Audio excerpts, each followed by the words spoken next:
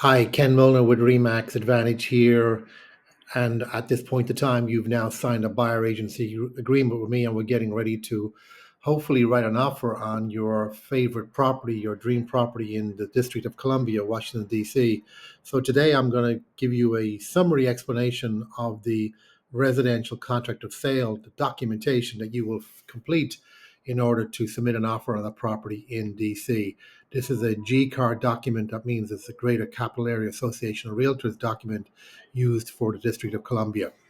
And this is the document here. It is a 7-page document. Hopefully you can see that. There is a copy attached as a PDF at the bottom of this video for you. And of course, as always, do seek legal advice for any questions that are not answered for you here. And here we go. This is quite detailed. It's 7 pages, so I'm going to summarize it as best I can. Paragraph 1, real property. This section identifies the property being sold, including its address and legal description, and confirms that the buyer will purchase all of the seller's interest in this property. Paragraph 2, jurisdictional addendum. This part specifies that a jurisdictional addendum for either the District of Columbia or Montgomery County may be attached as part of the contract. In this case, we're talking only DC, District of Columbia. Paragraph 3, pricing and financing. This outlines the total sales price and how it will be paid, detailing the down payment, financing, and any seller-held trusts. It also lets the buyer specify the type of loan, conventional, VA, FHA, or other, or states that a contract is non-contingent on financing, in other words, cash purchase. Paragraph 4, deposit. This paragraph states the deposit amount and who will hold it as the escrow agent. It sets a deadline for the buyer to deliver a deposit and outlines what happens if the buyer defaults on the obligation. The deposit will be held in escrow until it is credited at settlement and all parties agree in writing on its disposition or a court orders its disbursement, should the contract fall through. 5. Funds due at settlement.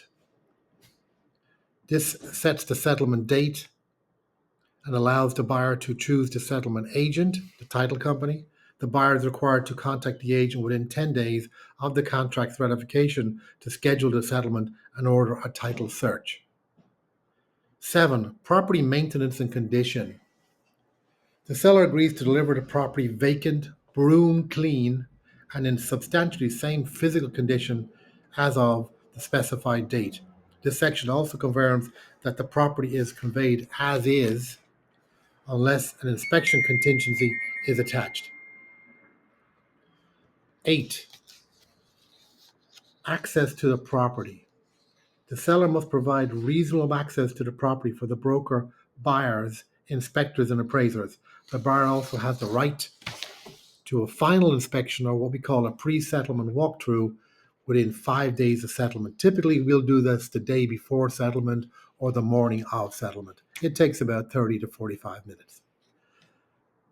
9. Inclusions, exclusions. This paragraph indicates that as an addendum will be attached to list the personal property and fixtures included or excluded from the sale. 10. Home warranty. This gives the buyer the option to include a home warranty policy specifying who will pay for it and the cost. 11. Buyer's representations. The buyer confirms whether they will occupy the property as their primary residence and acknowledge that the seller is relying on the accuracy of their financial information. 12. Wood destroying insect inspection. The buyer may obtain an inspection at their own expense. If the report shows live insects or damage, wood boring insects, the seller is responsible for the cost of treatment and repairs by a licensed contractor. 13. Lead-based paint regulations.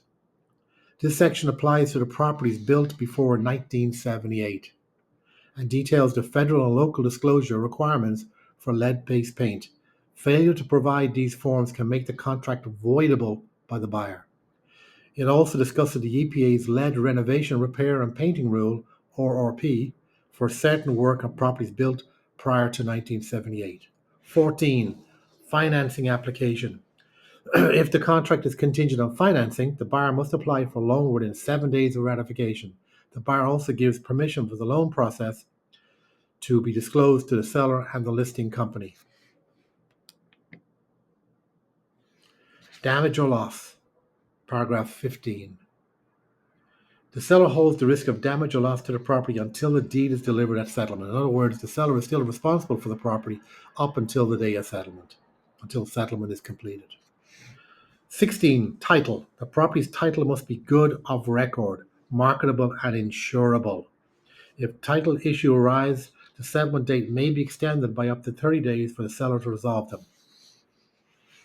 17. Possession date. The seller will give the buyer possession of the property and all keys at settlement. If the seller fails to do so, they will be considered a tenant at sufferance and must pay any damages and costs incurred by the buyer. 18. Fees. This specifies which fees are paid by the seller, example, deed preparation, and which are paid by the buyer, example, title, exam, survey, etc. 19. Broker's fees. The seller and buyer instruct the settlement agent to pay the broker's compensation at settlement. 20. Adjustments. Pro-ratable charges such as taxes, rents, and association fees will be adjusted as of the settlement date. The buyer also gets any remaining heating or cooking fuel left in the property. 21. Disputes. The buyer and seller agree to indemnify the broker from liability in any disputes where the broker is made a party, unless the broker actions were improper. 22. Legal expenses. In any legal action between the buyer and seller, the prevailing party is entitled to receive reasonable legal expenses from the other party.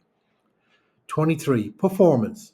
Delivery of all required funds and documents to the settlement agent constitutes sufficient performance of the contract. 24. Seller's responsibility.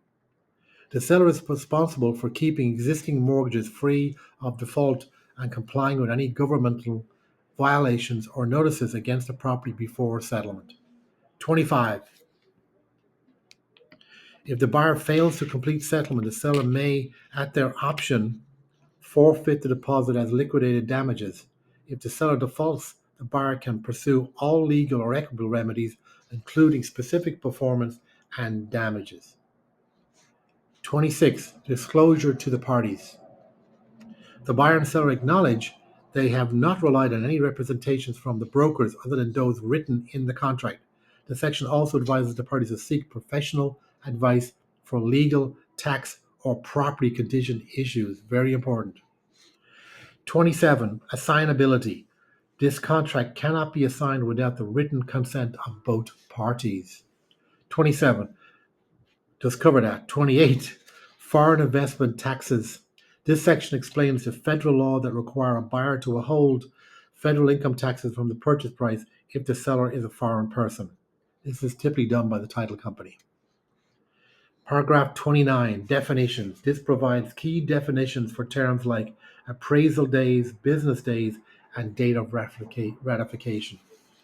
30, notices and delivery. This details how official notices and documents must be delivered between the parties and their agents. Paragraph 31, miscellaneous. This notes that a contract can be signed in counterparts, multiple copies, and that typed or handwritten provisions supersede pre-printed ones if there's a conflict. Paragraph 32, void contract. If the contract becomes void without default from either party, both parties will immediately sign a release to refund the deposit to the buyer. And paragraph 33, entire agreement. This confirms that the contract, along with any written addenda, represents the final and complete agreement between the parties. I hope this information is of value to you. Please review it. And again, do seek legal advice with any questions. And I look forward to working with you to find your property in the District of Columbia.